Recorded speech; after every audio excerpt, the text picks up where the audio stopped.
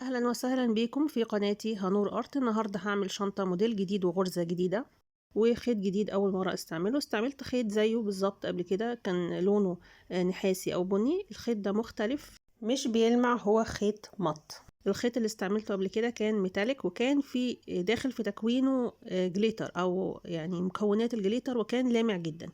أما الخيط بتاع النهاردة هيكون في لمعة الجلود، لمعة الجلد الطبيعي، ولكن هو في الحقيقة هو جلد صناعي. واشتريت الخيط من عند الأستاذ مصطفى خليفة، هو ليه جروب على الفيسبوك. بالنسبة للموجودين برا مصر ممكن تلاقوا الخيط موجود في المتاجر الإلكترونية المشهورة، وتبحثوا عنه بالاسم والصورة، ده اسمه ودي المواصفات بتاعة الخيط وطول والوزن وكل التفاصيل دي.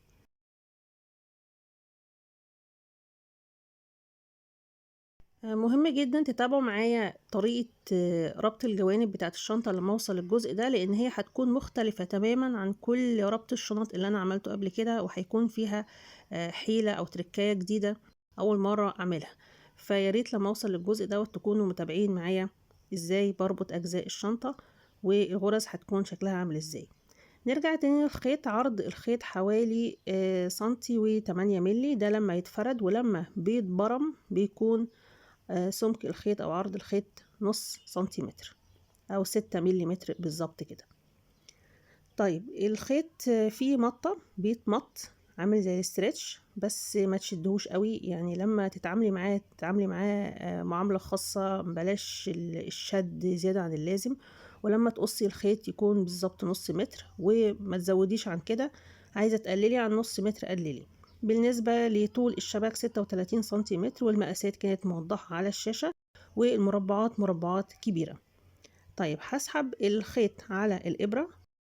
لما أبدأ أشتغل الغرز هسيب أول صف موجود في الطرف هنا من الناحية دي، وهسيبه من الناحية التانية، هخليه ليه غرزة مختلفة شوية لما أوصل لربط الجوانب، فمش هشتغل فيه دلوقتي. وهبدأ في الجزء البلاستيك من هنا، مش هبدأ من الجزء القلاب، لا أنا هبدأ من الجزء اللي هو بيكون من جوه الشنطة. يعني أنا لما أقفل الشنطة دلوقتي، ده الجزء اللي أنا ماسكاه بإيدي اللي هو بيكون من جوه، هبدأ أشتغل فيه الغرز.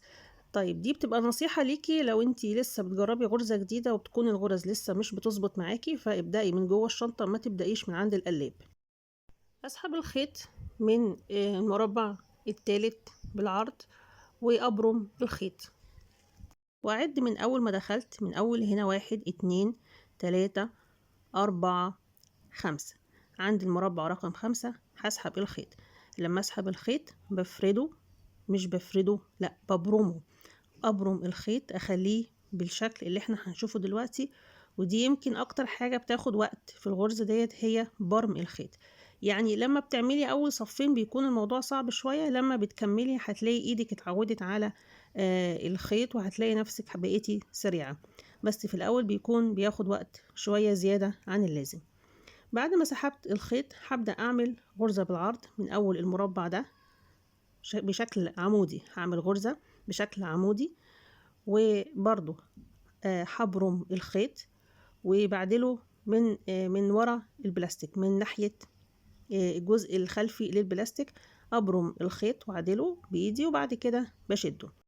لما بعمل كده الخيط بيتبرم كويس وبيدي شكل لطيف. طيب هدخل الابرة فين؟ هدخل الابرة بالعرض في الغرزة اللي بعدها على طول. هنا انا برمت الخيط مسكته بالشكل ده، هبدأ ادخل الابرة هنا في المربع ده. شايفين هم على 3 مربعات، يبقى الغرزة اللي بالعرض على 3 مربعات. الغرزة شبه حرف تي، بس الحرف يعني طويل شوية.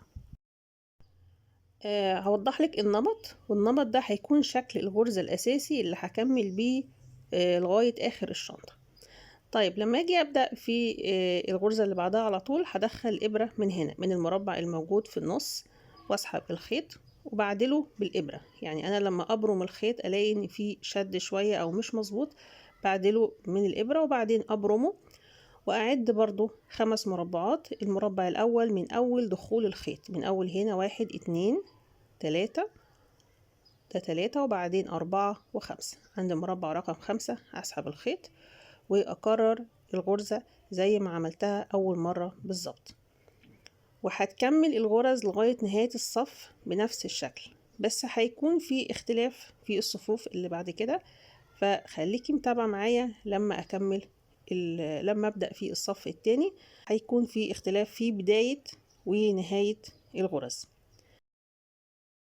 هنا انا سحبت الخيط بالعرض. لاحظين هنا ان انا برمى الخيط ماسكاه مبروم وشداه علشان لما اسحبه يتسحب بالشكل ده، ما يكونش فيه اي شكل مش منظم، واكمل لغاية نهاية الصف. طيب لما اجي اكمل بقى او لما اجي ابدأ في الصف التاني، هل هبدأ 5 مربعات بالطول؟ هل هرتفع 5 مربعات؟ لا، انا هرتفع بشكل مختلف. هرتفع بعد 3 مربعات. بعد بداية اول مربع من اول دخول الخيط، وده شكل الغرز من الناحية التانية. طيب سحبت الخيط من الطرف من اول مربع، وطبعا ببرم الخيط واعد من اول دخول الخيط هنا 1 2 3 واسحب الخيط. الغرزة دي بتفكركم بحاجة عملتها قبل كده، لو حد فاكر يقولي، لان انا عملت حاجة شبهها بس كانت بميل شوية. طيب سحبت الخيط بعد 3 مربعات، وبعدين هرجع اعمل غرزة بالعرض على 3 مربعات بشكل ايه؟ بشكل افقي. يبقى انا برتفع رأسي، بعد كده بعمل غرزة بشكل افقي على 3 مربعات. هنا بدأت 3 بس هكمل 5، هكمل الغرز كلها على 5 مربعات. طيب يبقى انا هنا سحبت الخيط بالعرض وببرم اول خيط بالشكل دوت، وبعدين برجع اكمل الغرز على 5 مربعات. انا هنا سحبت الخيط ببرمه من الناحية التانية. مهم جدا هتلاحظوا ان انا دايما بعمل كده، لان دي الخطوة دي بتعدل الخيط وبتخلي شكله حلو. طيب هعد من اول فين؟ من اول ما سحبت الخيط، ده اول مربع ده، وبعدين 2 3 4 5 اسحب الخيط من المربع رقم 5 وابرم الخيط. شايفين ماسكه الخيط ازاي؟ ماسكاه مبروم علشان لما يتسحب وهو مبروم وياخد شكل كويس. لو شديتي زيادة عن اللازم البلاستيك هيبان وهيكون شكله مش حلو. طيب وانا بسحبه لقيته مش معدول، هظبطه بالإبرة او هفرده او هعيد برم الخيط مرة تانية لغاية لما شكل الخيط يتظبط معايا. بعدله بالإبرة بيكون اسهل، لان إبرة التنظيف هي مش بتخرم الخيط. طيب سحبت الخيط بقى هنا بالعرض، هبدأ اكرر الغرزة بالعرض بالشكل دوت، وبرضو براعي موضوع برم الخيط. انا هنا نسيت طبعا انا ابرمه، فسحبته مرة تانية وابرمه مرة تانية، وبعدين بسحب الخيط واعمل غرزة بالعرض، وهكمل الصف بنفس الغرزة. 5 مربعات بالطول، ارتفع 5 مربعات بالطول، وبعدين 3 مربعات بالعرض بالشكل ده. لما اجي اعمل الغرزة اللي من هنا من الناحية دي هرتفع 3. طيب لما اجي هنا 5 3 وبعدين 5 وبعدين 3، يبقى مرة 5 ومرة 3. ده شكل الغرز لما تكمل، مرة 3 ومرة 5 كبداية الصف 5 و3، بس هكمل 5 زي ما احنا شايفين هنا. ان هنا البداية كانت عاملة ازاي، وهنا مرة 3 ومرة 5، وبكمل باقي الغرز على 5 مربعات بالطول و3 بالعرض. لما بوصل لنهاية الصف هيكون شكل الغرز عامل ازاي؟ هتكون زي البداية، يا اما هتنتهي على 5 مربعات او هتنتهي على 3. مفيش ارقام تانية محتمل ان هي تنتهي عندها. الفكرة هنا دلوقتي لما بيخلص الخيط وبسحب خيط جديد، فانا باخد الخيط دوت علشان اثبته. هعمل ايه؟ هجيب ابرة التنظيف وادخلها في اقرب غرزة موجودة عندي. يبقى هدخل الابرة هنا في اقرب غرزة من ظهر الشنطة، وبعدين هدخل فيها طرف الخيط الجديد اللي انا لسه سحباه. بحاول بلطف ان انا ما اقطعش الجلد، وبعدين بسحب طرف الخيط بالشكل دوت، وبعدين اخر حاجة بسحب الابرة. بسحبها بلطف برضو، انا كده ايه كأن الخيط اتربط معايا، وبظبط الطول. ارجع بقى هنا اكمل الغرز لغاية لما اوصل لنهاية الصف. هنا عديت 5 مربعات بالطول، بعد كده هعمل غرزة بالعرض. اتبقى معايا 3 مربعات. طرفين اول مربع انا شايفة 2 بس، اول مربع بيبدأ من هنا من تحت الخيط. يبقى ده كده اول مربع، بسيب التاني وبعدين ارجع اسحبه من المربع التالت اللي هو اخر مربع موجود في الصف، وقبل ما اسحب الخيط ابرمه واعدله من الناحية التانية علشان يتسحب وهو مبروم وشكله يكون مظبوط. برضو اي مشكلة بتحصل او اي حاجة بتبقى مش مظبوطة بعدلها بالابرة وبسحب الخيط بالشكل ده. طبعا عشان الغرزة قصيرة فكان سهل ان انا ابرمها. طيب الصف اللي بعديه هينتهي ازاي؟ هينتهي على 5 مربعات، وهيكون ده شكل الغرز في النهاية. يبقى بداية ونهاية الغرز هتكون متشابهة، يا اما هينتهي على 3 او ينتهي على 5 مربعات. وصلت للطرف هبدأ اعمل غرز حوالين الاطراف البلاستيك علشان اغطي البلاستيك تماما بالخيط، وبرضو بحافظ على برم الخيط زي ما انتي ملاحظة كده ان انا ماسكاه بصوابعي علشان يفضل مبروم وما يكلكعش معايا وما يديش شكل مش حلو. فانا عايزة يكون شكل الخيط شكله لطيف وانا بشتغل. يمكن تكوني شايفة ان ده صعب، بس لما تتعودي وتشتغلي يعني صفين 3 هتلاقي ان انتي بقيتي سريعة، وهتلاقي الغرز ماشية بشكل اسرع وبشكل احسن كمان.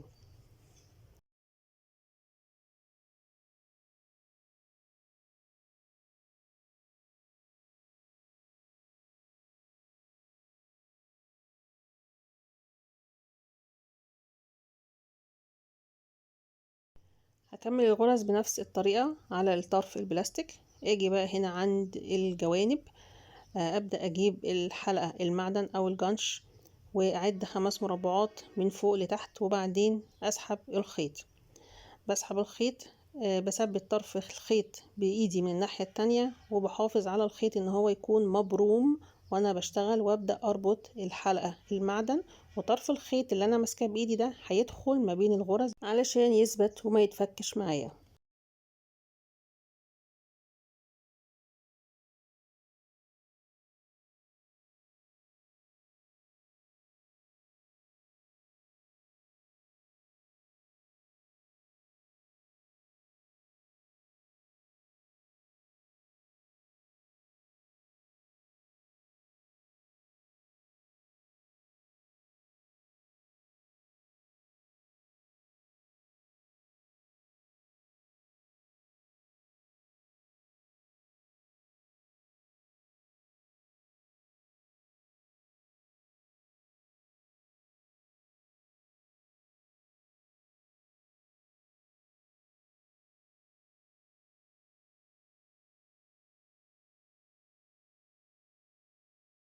بعد ما انتهيت من الربط هدخل الإبرة في الطرف من فوق، وابدأ اعمل غرز على الفراغات الموجودة فوق الجانش او فوق الحلقة المعدنية. الغرز هتكون غرز مستقيمة او غرز عمودية، وبحافظ دايما على برم الخيط.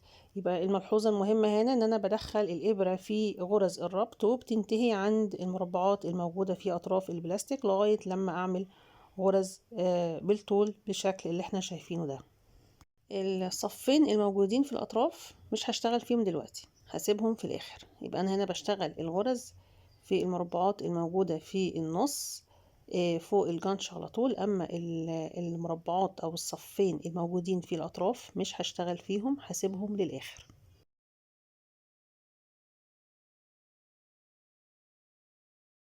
انتهى بالنسبة لي الجزء الاول من الغرز.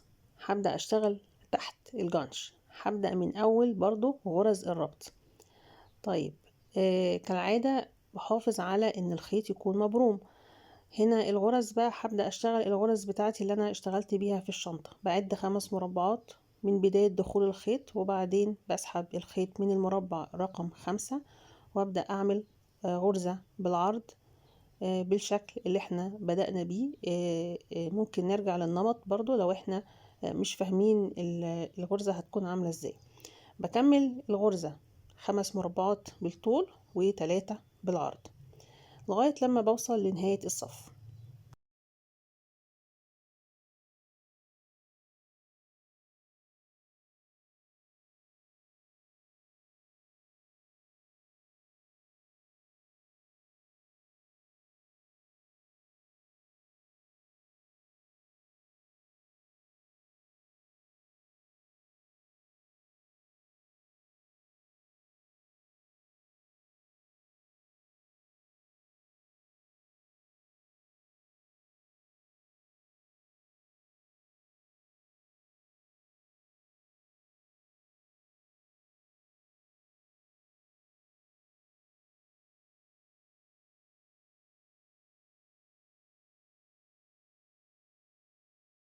هنا فاضلي 3 مربعات. اول مربع بيكون تحت الغرزة، والمربع التالت بيكون هنا عند نهاية الصف.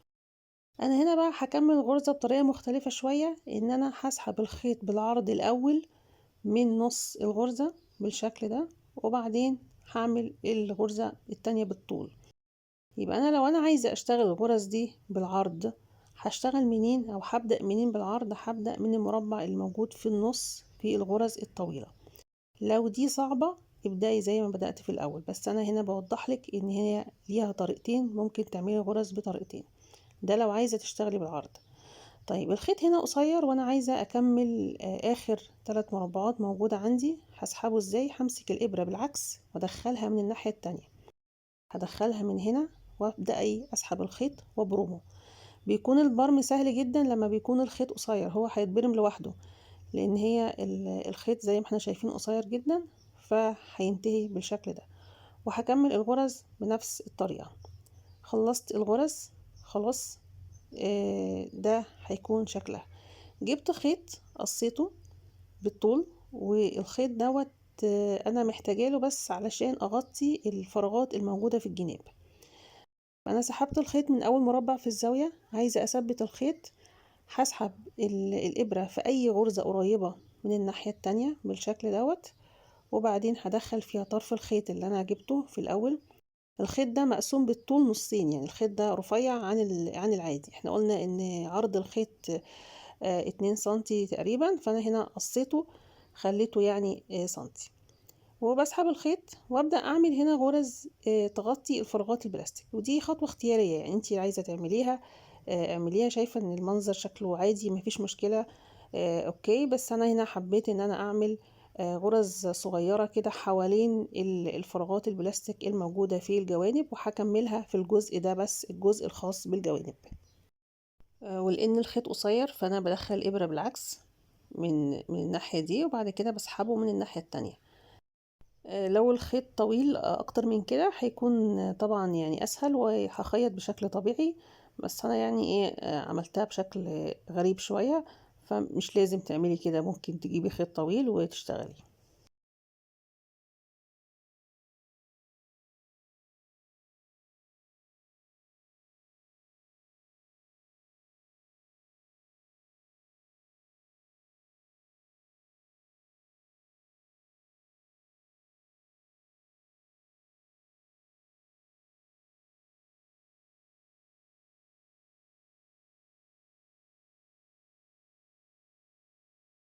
وصلنا بقى هنا للمهم، وابدأ اسحب الخيط من المربع الموجود في الزاوية من اول هنا. هجيب الخيط العادي من غير بقى ما اقص بالطول ولا اي حاجة، الخيط اللي انا بدأت بيه الخيط العريض، وهبرمه واثبته برضو من الناحية التانية من جوه. وبعدين هاجي هنا عند الزاوية اشد الخيط بالشكل ده. يبقى الخيط ببرمه وبسحبه بالشكل ده. طرف الخيط بثبته زي ما وضحت قبل كده. لما تبدأي بخيط جديد لازم تثبتي طرف الخيط من اي غرزة قريبة موجودة من الطرف وتسحبيه.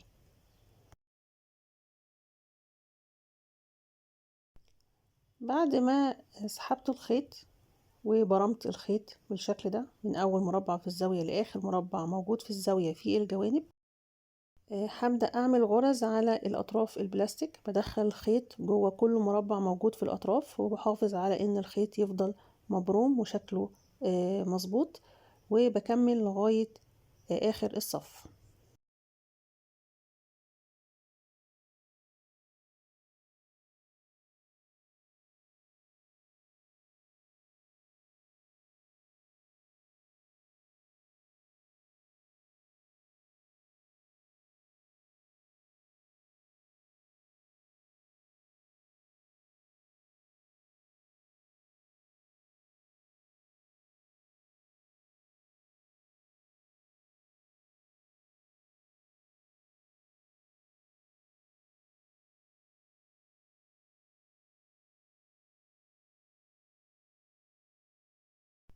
وصلت لآخر مربع عندي. هبدأ أدخل الخيط في المربع الموجود في الزاوية من تحت بالشكل ده، وبحافظ على برم الخيط، وده بيكون شكل الغرز في الجوانب. طبعا كل ده هيتغير، ما تقلقيش من فكرة ان هو هيفضل مشدود، لان هو الخيط اصلا فيه مطة، فهو هيفضل مشدود. نيجي للجزء الخاص بالقلاب. انا هعمل هنا بقى هبدأ اشتغل الغرز بتاعتي، بس هنا الاختلاف هيكون بالعرض، يعني بعمل نفس الغرز بالطول على 5 مربعات. لما اجي اعمل الغرز اللي بالعرض هشتغل بره البلاستيك، هخلي الخيط يلف حوالين البلاستيك. يبقى انا هنا بشتغل على كام مربع؟ على مربعين مش 3 بالعرض. علشان كده انا سبت الغرزة دي للاخر خالص علشان تكون اوضح. فهنا بشتغل من الجزء الخاص بالقلاب هعمل 4 غرز بس واوقف، مش هكمل الغرز دي لغاية الزاوية. فهنا بعد 1 من اول هنا 2 3 4 5، وبعدين بسحب الخيط وبشد الخيط ويكون مبروم علشان يدي نفس الشكل لباقي الغرز. هلف الخيط ازاي؟ زي ما احنا شايفين دلوقتي، ابرمه الاول وبعدين الفه بالعرض حوالين الطرف البلاستيك بالشكل ده، والابرة بتدخل في تاني مربع تحت الغرزة. يبقى الابرة بالعرض بدخلها في تاني مربع تحت الغرزة اللي هي بالطول، واعمل 4 غرز بس في الاطراف من الناحيتين. لما اجي اقفل الشنطة انا عايزة الغرز تكون منتهية قبل الجوانب، ولما اجي اكمل الغرز الفراغات دي هكملها ازاي؟ بسحب الخيط كأني هعمل غرزة جديدة، بس انا مش هعمل غرزة جديدة، انا هسحب الخيط وبعدين اروح ادخله من الناحية التانية عند المربع الموجود في زاوية البلاستيك اللي هو من هنا. شايفين عند المربع ده بسحب الخيط وابرمه واشده بنفس الطريقة اللي عملت بيها الخيط في جوانب الشنطة، وحافظ عليه ان هو يكون مبروم ومشدود. بشده كده بالراحة وبيديني الشكل ده. وزي ما عملت هنا في الجوانب بعمل كده في كل اطراف الشنطة. بدخل الابرة مرة تانية عند الزاوية من هنا وبسحب الخيط لغاية نهاية الطرف البلاستيك. الجزء اللي انا بسحب فيه الخيط دلوقتي ده الجزء اللي هو هيكون من جوه الشنطة، الجزء اللي انا هحط عليه القلاب من جوه الشنطة ده. بسحب الخيط برضو من اول زاوية موجودة فيه لغاية اخر زاوية، وابرم الخيط حافظ عليه ان هو يكون واخد نفس البرمة والشدة. وبعد كده باجي بقى عند المربعات الموجودة في الاطراف، بلف الخيط حوالين كل مربع موجود في اطراف البلاستيك، وبحافظ على ان الخيط يكون واخد نفس الشكل ومبروم بطريقة صحيحة، واكمل لغاية لما اوصل للناحية التانية.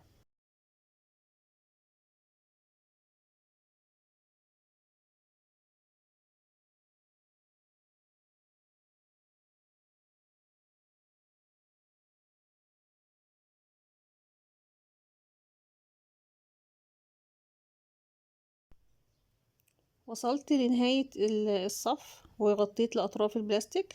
هرجع أسحب الخيط، أسحبه من المربع الموجود في الزاوية في الجوانب، وأبرم الخيط وأشده بحيث إن أنا هكرر الخطوات دي في الجوانب. يبقى أخد بالي إن الجزء ده وفي الجوانب اللي فيها خيط طويل ده، الجزء ده هيتربط منه جوانب الشنطة، وهتكون الرابطة هنا مختلفة تماما عن اي رابطة عملتها قبل كده.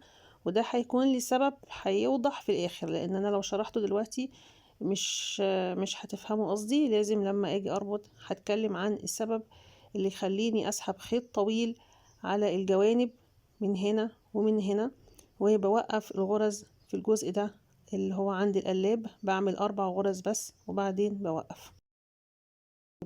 قبل ما اركب البطانة لازم اخيط اطراف الخيط. يعني انا علشان اطمن ان مفيش خيط احتمال يتفك مع الاستعمال او اي حاجة، فانا بقص الخيط الزيادة وبخيطه بالابرة والخيط، خيط ملابس وابرة ملابس. الخيوط الطويلة الموجودة في الزوايا مش بقصها، بحتفظ بيها لان انا هحتاج لها بعد كده علشان اربط الشنطة. يبقى انا بس بقص الخيوط اللي هي بتكون موجودة من نهاية الغرز في الجوانب او جوه الشنطة.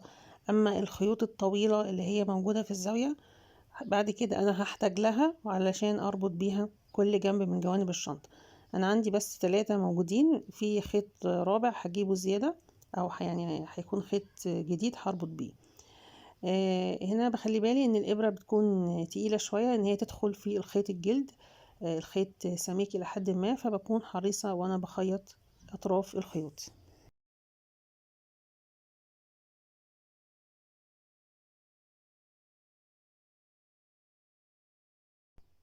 بالنسبة لأطراف الخيوط الموجودة جوه الشنطة، خلي بالي هنا يعني هو مش هيتضح قوي في التصوير، بس هو خيط واحد باخد معاه اكتر من خيط. يعني انا هنا خيطت مثلا خيطين مع بعض، بكمل بالخيط واخيط اطراف تانية لغاية لما الخيط ينتهي معايا. لما بينتهي بطلع ابرة بخيط جداد وبكمل خياطة للاطراف الخيوط المتبقية عندي.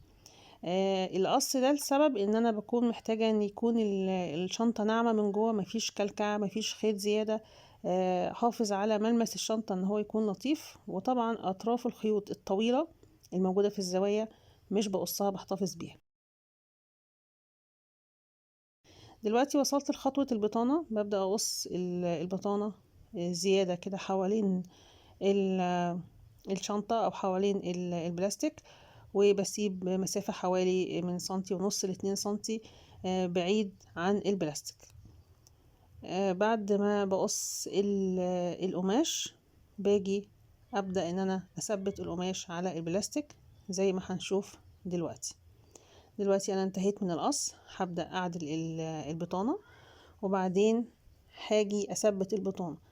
هستعمل هنا الدبابيس الخرايط، الدبابيس بتاعت الجغرافيا، لقيتها يعني قوية في التثبيت. بس خلي بالي ان هي مش هتلمس الجلد، يعني انا هنا بعيدة خالص عن الجلد، ما تلمسهوش، هتلمس بس البطانة. هحتاج ان انا اثبت جنب واحد بس من الشنطة وجنبين اللي هما الكبار، وهبدأ اخيط من اول هنا. لما اجي اخيط هتني طرف القماش، وبعدين بجيب ابرة وخيط ملابس وابدأ اخيط. علشان اتني القماش لازم اقص الجوانب بحرص وبحذر، ما اقصش ازيد من اللازم. لو قصيت ازيد من اللازم البطانة هتبوظ واحتاج اقص واحدة من اول وجديد. فهنا بتني اطراف القماش وبعدين ببدأ اخيط كل جزء.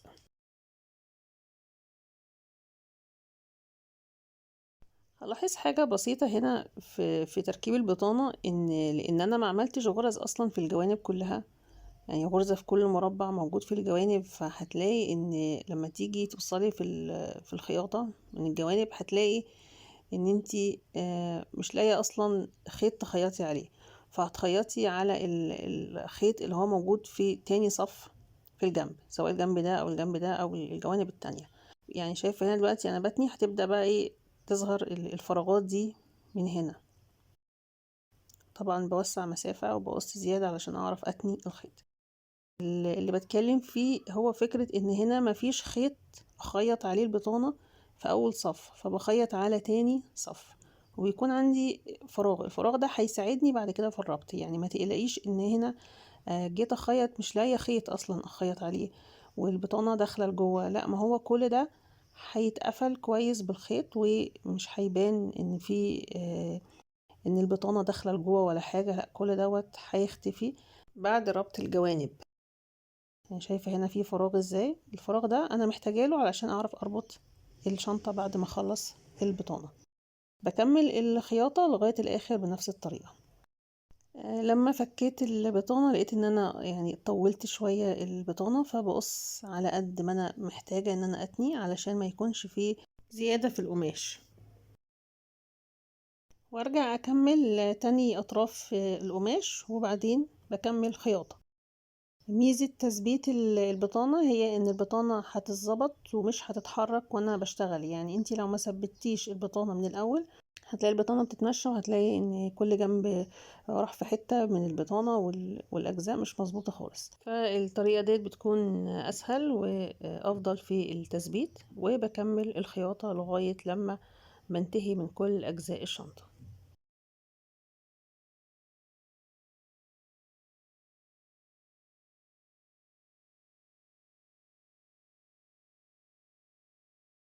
كملت البطانة، نلاحظ ان انا طلعت اطراف الخيوط اللي انا هحتاجها في الربط، والجزء دوت من البطانة انا ما خيطتهوش لان انا عندي اطراف خيوط محتاجة اخيطها تحت البطانة، والخيوط التلاتة دول انا هحتاج لهم في الربط. خطوة الربط هتبدأ من جوه من الزاوية، ونلاحظ هنا ان الخيوط الطويلة كلها قد بعضها. هسحب الخيط في اول مربع موجود في الزاوية تحت الخيط الطويل، ومن الناحية التانية بسحبه بنفس الطريقة. هربط كل مربعين مع بعض موجودين في الأطراف، بس هوصل لنقطة معينة هيحصل فيه اختلاف في طريقة الربط. فدلوقتي أنا في تاني مربع بربط المربعات مع بعضها أو بربط الجوانب مع بعضها. لما بربط المربعات الموجودة في الأطراف أنا بشتغل تحت الخيط الطويل، فده بيتدارى بنسبة كبيرة. فبشتغل كل مربع مع المربع المقابل ليه او المواجه ليه، وكملي معايا لان في اختلاف هيحصل في الربط، فيا ريت تكملي معايا لغايه لما اوصل للنقطه دي.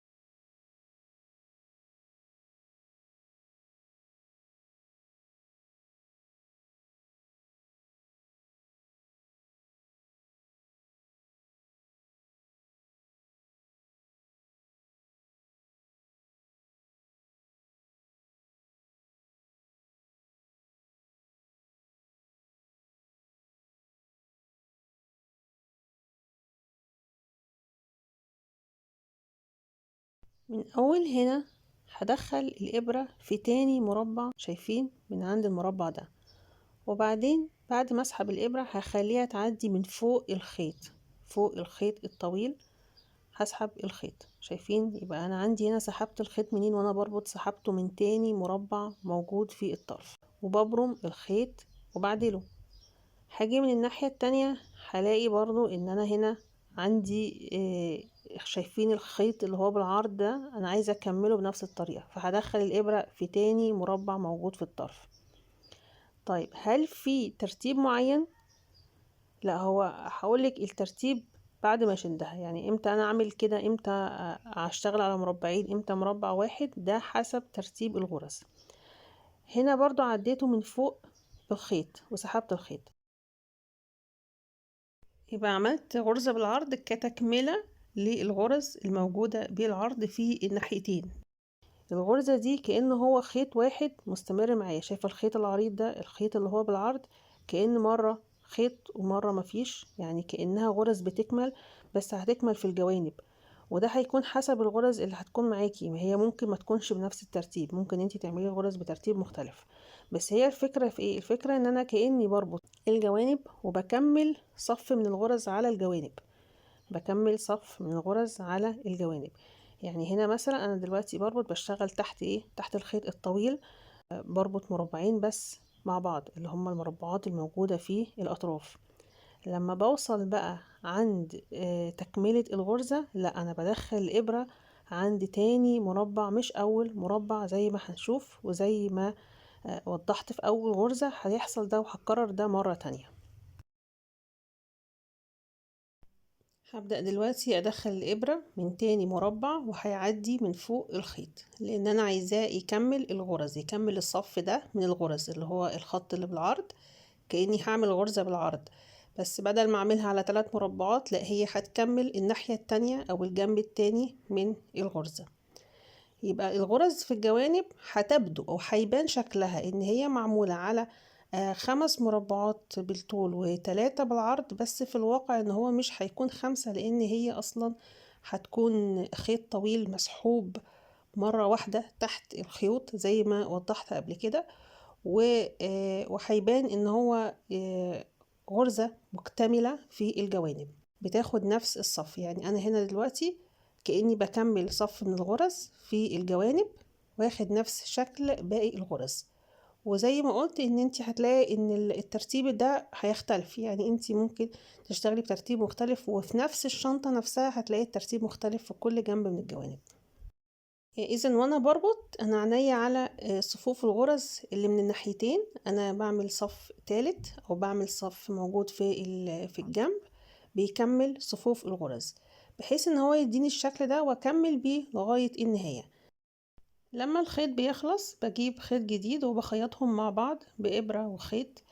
إبرة وخيط بتوع الملابس بخيطهم مع بعض بنفس اللون. وانا يعني محبتش اعمل دوت وانا بعمل الغرز، محبتش اخيط كل طرف خيط مع التاني. ممكن تكون الغرز مش متناسقة او شدة الخيط نفسها هتكون مش مظبوطة، فانا بس عملت خياطة اطراف الخيوط لما اشتغلت في الجوانب بس.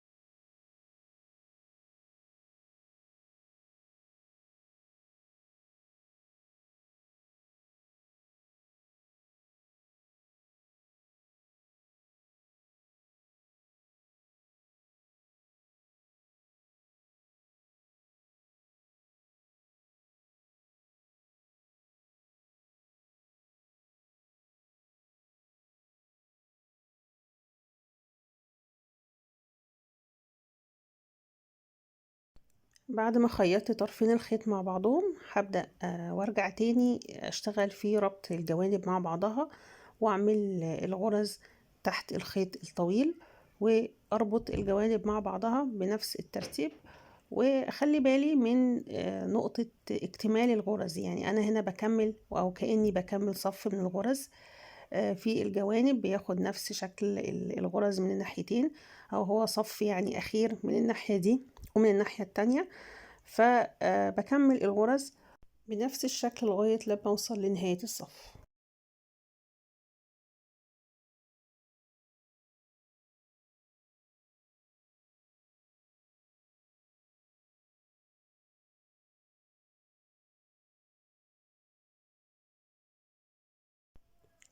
وصلت لغاية هنا لقيت ان انا محتاجة اكمل الصف بنفس الشكل من الناحية دي، فسحبت الخيط من تاني مربع موجود في الاطراف وبرمت الخيط، وباجي من الناحية التانية بشوف ترتيب الغرز عامل ازاي.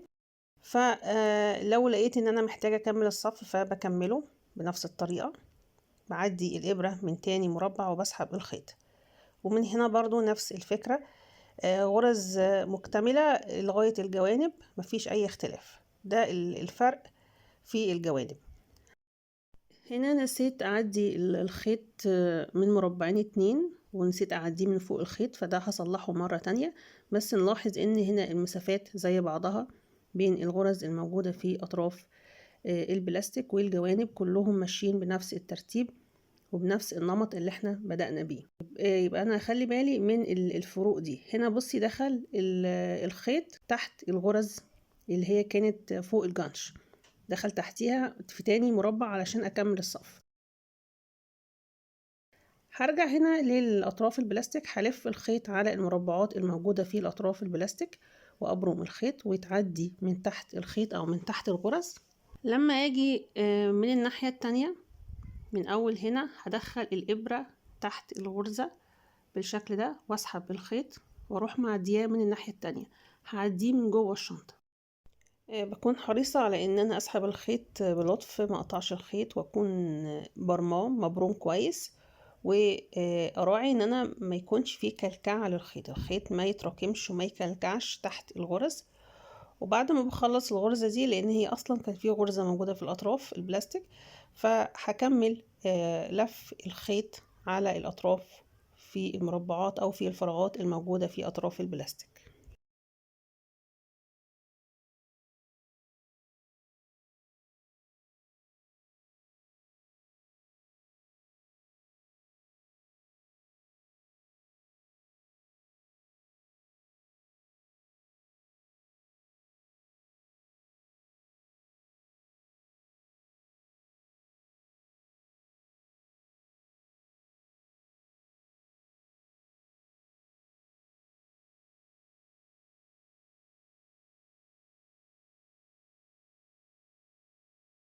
برجع أكمل لصف الغرز الموجود في الأطراف، وأخلي بالي من الغرزة أو من المربع الموجود في الزاوية، بكون حريصة إن أنا مقطعش البلاستيك، وبكمل تغطية البلاستيك بالكامل بالغرز في الأطراف كلها.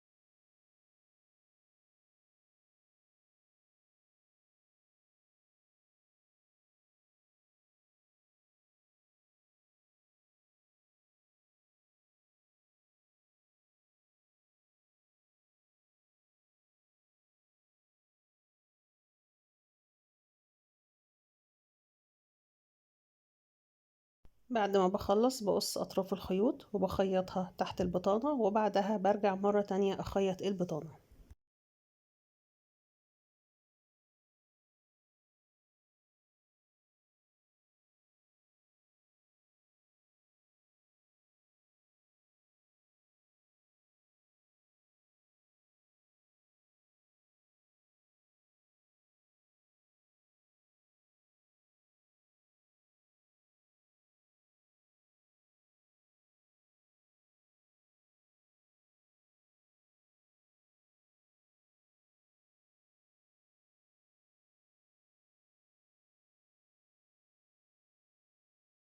لو في اي غرزة مش مظبوطة والخيط مش مشدود كويس، بإبرة التنظيف هرجع اظبط الخيوط مرة تانية، ودي حاجة ممكن تصلحيها في الاخر. دلوقتي انا بحدد مكان نص الشنطة بالظبط علشان اركب الجزء الاول من القفل المعدني، ولازم يكون في النص علشان الشنطة تقفل كويس، وبركبه.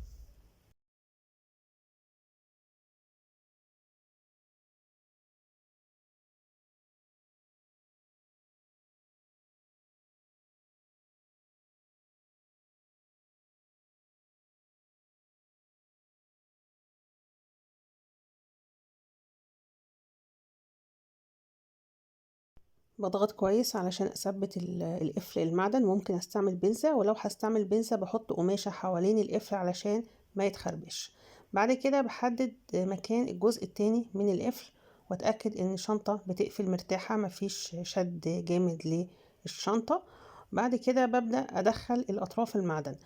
اخلي بالي هنا ان انا مش هضغط على الخيط علشان ما يتقطعش، فبإبرة التنظيف هوسع مكان للقفل المعدن للأطراف المعادن إن هي تدخل جوه مرتاحة من غير ما يكون في أي شد للخيط، وعلشان ما يتقطعش معايا لازم أدخله بعيد عن الجلد نفسه، بعيد عن الخيط. بدخله في الفراغات اللي ممكن أدخل فيها الأطراف المعدن، وبعد كده بثبت الأطراف المعدن من جوه تحت البطانة وبتنيها تحت البطانة. بس بعمل كده لما أتأكد إن الشنطة بتقفل صح وإن هي في مكانها المظبوط.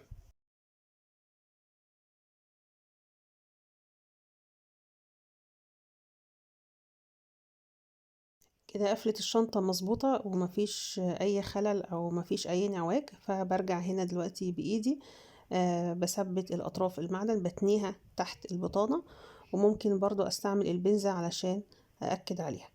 كده أنا خلصت الشنطة. هرجع بقى دلوقتي آخر حاجة وآخر خطوة بالنسبة لي هي تركيب السلسلة المعدن، وده هيكون شكلها في النهاية. بكده انتهت شنطة النهاردة. أتمنى تكون عجبتكم، وأتمنى أنكم تنفذوا الموديل دوت، ولو عرفتوا تنفذوه أو تعملوا أي موديل تاني موجود عندي على القناة ابعتولي الصور على انستجرام. بكون سعيدة جدا لما بلاقي حد بينفذ موديل أو بيعمل الغرزة اتشرحت هنا.